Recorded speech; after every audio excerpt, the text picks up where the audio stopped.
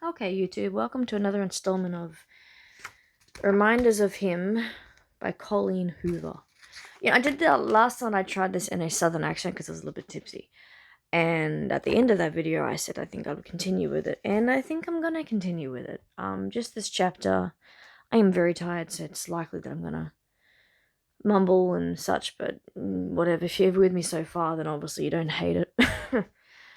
Okay, let's position the book where it's not going to make a lot of racket. It's going to make racket anyway, so let's try this again.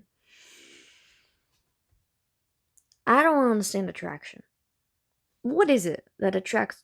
Wow, no. Honestly. I don't understand attraction. What is it that draws people to each other? How can dozens of women walk through the doors to this bar every week, and I don't feel the urge to give them a second glance? But then this girl waltzes in, and I can't take my fucking eyes off of her. Now I can't take my mouth off of her. I don't know why I'm breaking my self-imposed rule, no pursuing customers, but there's something about her that indicates I'll only have one chance. I get the feeling she's either passing through town or doesn't plan on coming back in here. Tonight seems like an exception to whatever her normal routine may be, and I feel like skipping an opportunity to be with her will be that one regret in life I'll still think about back on when I'm an old man. She seems like a quiet person, but not the shy kind of quiet. She's quiet in a fierce way, a storm that sneaks up on you, and you don't know it's there until you feel the thunder rattle your bones. She tastes like apples. What was that? That was almost French. She tastes like apples, even though she had coffee earlier, and apples are my favorite fruit. They're probably my favorite fruit, period, now. We kissed for several seconds, and even though she made the first move, she still seemed surprised when I pulled her to my mouth. Maybe she expected me to wait a little longer before tasting her, or maybe she wasn't expecting it to feel like this. I hope it feels like this for her. But whatever caused that tiny gasp right before my mouth met hers, it wasn't because she didn't want the kiss. She pulls away, briefly indecisive. But then she seems to make up her mind when she leans in and kisses me again with even more conviction. That conviction disappears, though. Too fast. She pulls away for a second time, and this time her eyes are full of regret. She shakes her head quickly and places her palms on my chest.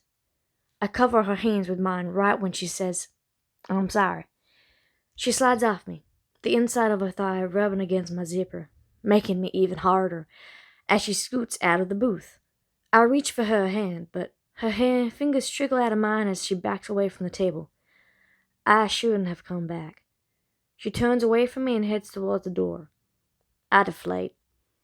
I didn't commit her face to memory, and I don't like the thought of her leaving without me, being able to remember the exact shape of her mouth that was just on mine. I push out of the booth and follow her. She can't get the door open. She jiggles the handle and tries to push it like she can't get away from me fast enough. I want to beg her to stay, but I also want to get her help. No. I want to beg her to stay, but I also want to help her get away from me. So I pull down on the top lock while reaching in front of her with my foot to push up on the floor lock. The door opens, and she spills outside. She inhales a big gulp of air and then spins and faces me. I scan her mouth, wishing I had a photographic memory. Her eyes are no longer the same color as her shirt. They're a lighter green now, because she's tearing up. Once again, I find myself not knowing what to do. I've never seen a girl so all over the place in such a short amount of time, and none of it feels forced or dramatic. With every move she makes and every feeling she has, it's as if she wants to reel them back in and tuck them away. She seems embarrassed. She's gasping for breath, trying to wipe away the few tears that are beginning to form. And since I have no idea what the fuck to say, I just hug her. What else can I do? I pull her to me, and for a second she stiffens, but that's almost immediately followed up by a sigh as she relaxes. We're the only people here around. It's after midnight. Everyone in this home sleeping, watching a movie, making love. But I'm here on Main Street, hugging a really sad girl, wondering why she's sad, wishing I didn't think she was so beautiful. Her face is pressed against my chest, and her arms are tight around my waist. Her forehead comes right up to my mouth, but she's tucked under my chin. I rub her arms. My truck is right around the corner. I always park in the alley, but she seems upset, and I don't want to encourage her to follow me to an alley when she's crying. I lean against an awning post and I pull her with me. 2 minutes pass. Maybe 3. She doesn't let go. She molds against me, soaking up the comfort my arms and chest and hands are giving her. I'm rubbing her back, up and down, my voice still trapped in my throat.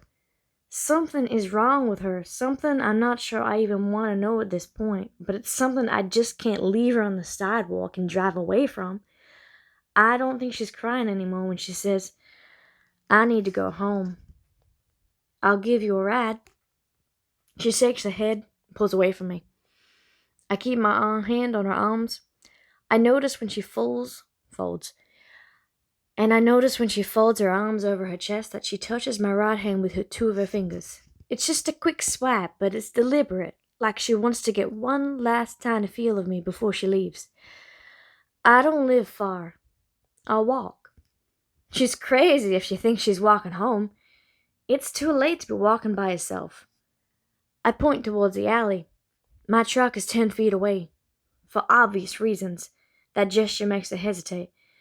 But then she accepts the hand that I'm reaching out to her, and she follows me around the corner. When my truck comes into view, she stops walking. I turn around, and she's staring at my truck with concern in her eyes. I can call you an Uber if you'd prefer that. But I swear, I'm just offering you a ride home. No expectations. She looks down at her feet, but continues walking towards my truck. I open my passenger door for her, and when she comes inside, she doesn't face forward. She's still facing me, and her legs are preventing me from closing the door. She's looking at me like she's torn. Her eyebrows are drawn apart. I'm not sure I've ever seen anyone look so effortlessly sad. Are you okay? She leans her head against the seat and stares at me. I will be, she says quietly. Tomorrow's a big day for me. I'm just nervous. What's tomorrow? I ask her. A big day for me. She obviously doesn't plan on elaborating, so I nod, respecting her privacy. Her focus moves to my arm. She touches the hem of my sleeve. So I put my hand on her knee because I want it somewhere on her, and her knee seems like the safest place until she lets me where else she might want my hand. That was not the sentence, but we're continuing on. I don't know what her intentions are. Most people show up to bars and make their intentions clear. You can tell who comes in for a hookup and who comes in to get shit-faced. I can't tell with this girl. It seems like she's accidentally opened the door and ended up in my bar and has no idea what she wants from tonight. Maybe she just wants to skip tonight and get straight to whatever big thing she's got on tomorrow. I'm waiting for a signal from her on what she wants me to do next, because I thought I was taking her home, but she hasn't faced forward. It's like she wants me to kiss her again, but I don't want to make her cry again, but I want to kiss her again. I touch her face, and she leans into my hand. I'm still not positive she's comfortable, so I hesitate until she scoots closer to me. I position myself between her legs, and then she tightens her thighs around my hips. I can take a hint. I swipe my tongue across her lips, and she pulls me in until her sweet breath is in my mouth. She tastes like apples still, but her mouth is saltier and her tongue is more decisive. She leans into my kiss, and I lean into the truck, into her, and she slowly folds back across the seat, pulling me with her. I hover over her, stand between her legs, pressing myself against her. The way she sucks in small gasps of air while I kiss her is driving me insane. She guides my hand up her shirt, and I grab her breast, and she wraps her legs around me, and then my jeans are all against hers, and we're rocking back and forth like we're in fucking high school, and this is our only place to go. I want to pull her back into the bar and tear off her clothes, but this is enough. More than this would have been way too much. For her. Or maybe too much for me. I don't know. I just know her mouth and the truck are enough. After a minute of making out in the dark, I pull away from her mouth, just enough to see that her eyes are closed and her lips are parted. I keep my steady rhythm against her, And she lifts her hips, and I swear the friction between our clothes is enough to start an actual fire. It's so hot between our thighs, and I don't think I can finish like this. I'm not sure she can either. We're just going to drive ourselves crazy if we don't find a way to get even closer or stop altogether. I would invite her to my house, but my parents are in town, and I'm not bringing anyone near those two. Nicole, I whisper. I feel uncomfortable even suggesting this, but I can't keep making out with her in an alley like this. She isn't worth a bed. We could go back inside. She shakes her head and says, No, I like your truck, right before pulling my mouth back to hers. If she likes my truck, I love my truck. My truck is my second favorite thing in the world right now. Her mouth is my first. She moves my hand to the button on her jeans, so I oblige and unbutton them while my tongue is dragging across hers. I slip my hand into the front of her jeans until my fingers slide over her panties. She moans, and it's so loud against the silent soundtrack of this sleepy town. Oh boy. Can I continue reading this? I don't think I continue reading this. This is, okay. This is why I wanted to start off on something that was simple, because Jesus Christ. Okay, I'm gonna end it there. Pausing that chapter because no, I don't have the confidence in me to keep reading that. So that's part 1, I guess, of chapter. Crap, what chapter was it? What chapter was it? Chapter 6 was chapter 6. So part 1 of chapter 6. Sorry, y'all. Got a bit shy there. But thanks for tuning in, and I'll see you later.